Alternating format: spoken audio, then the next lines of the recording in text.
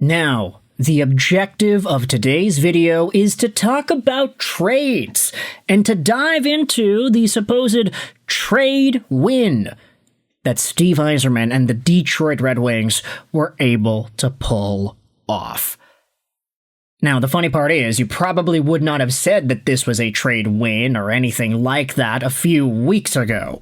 When you look at the ups and downs of goaltending throughout the course of the NHL season, it's very easy to see that consistency is not an ingredient as to how this year has played out. But for one Detroit Red Wings goaltender, John Gibson, hey, you talk about ups and downs. Right now, he is in an extraordinary up. He's going up. It's his moment. Together, he's Gibson.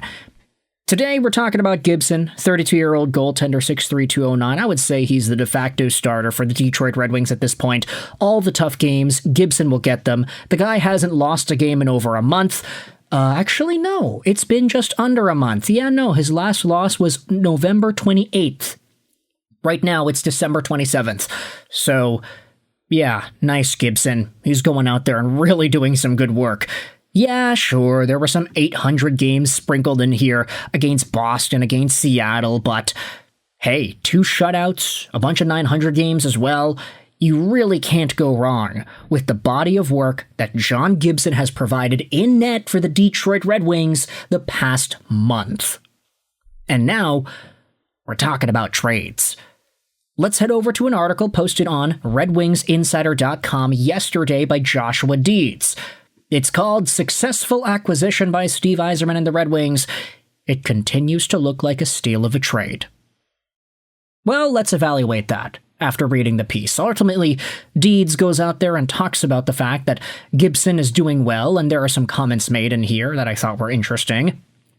The Red Wings goaltender John Gibson has found his rhythm and has played as the team visualized he would this year. Acquired in a blockbuster trade with the Ducks during the postseason, Steve Yzerman spent assets such as 2 draft picks and Peter Mrazek to bring Gibson over from California. He hasn't had a great start to the year, but he has been able to rebound this season with an 8-game win streak.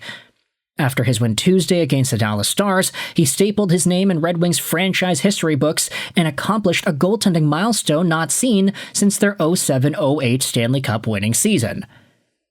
Chris Osgood's own 8-game streak happened in the stretch of October 10th, 2007 to November 7th, 2007.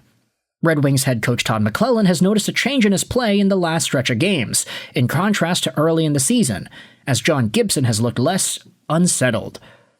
Less erratic.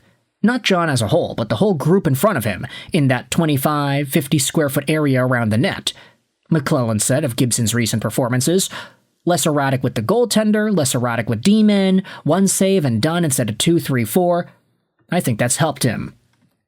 The confidence he is showing is beginning to pay off, as Gibson has shown he can shoulder the burden of a top team in the NHL after doubters wrote him off. He's just more confident, and sometimes it takes a little while to settle in. With the NHL teams and Christmas break, the Red Wings come out of the holiday pause atop the Atlantic Division and are tied for first place overall in the East. Gibson's salary cap of $6.4 million at first has seemed like a burden to the Red Wings, but he could just be the player to help get the team out of their 9-year playoff drought if he continues to play as he has. His record after the streak is 2-1-2 goals against and a .927 save percentage.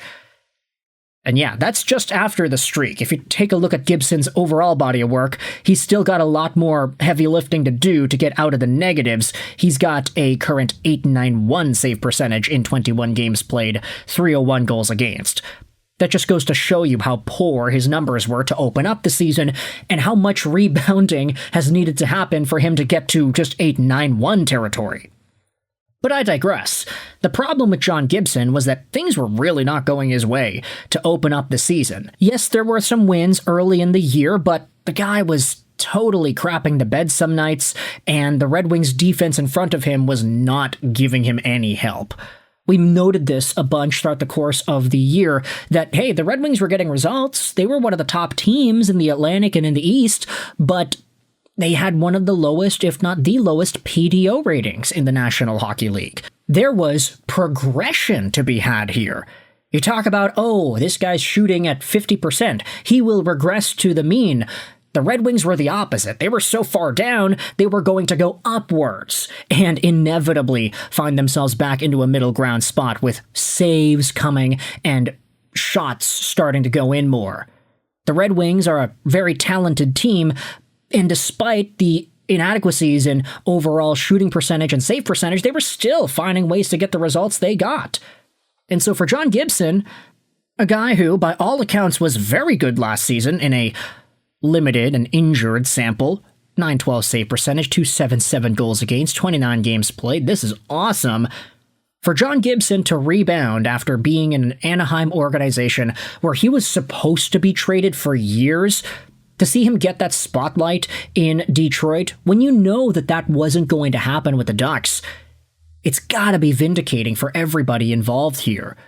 John Gibson was behind Lukas Dostal. There was no opportunity for him to get that starter's job back, and that's why you saw Peter Mrazek go over to Anaheim, and instead, taking a look at the trade which sent Mrazek over to the Ducks, it was Mrazek alongside of a 2027 second and a 2026 fourth for John Gibson. That value is really, really not much. Yes, a second and a fourth are draft picks, they can become anything, and Peter Mrazek is a goalie, but you think about what John Gibson has been, you think about the capability of what this guy could be, you think about the years that he had at Anaheim where he was totally lighting the league on fire.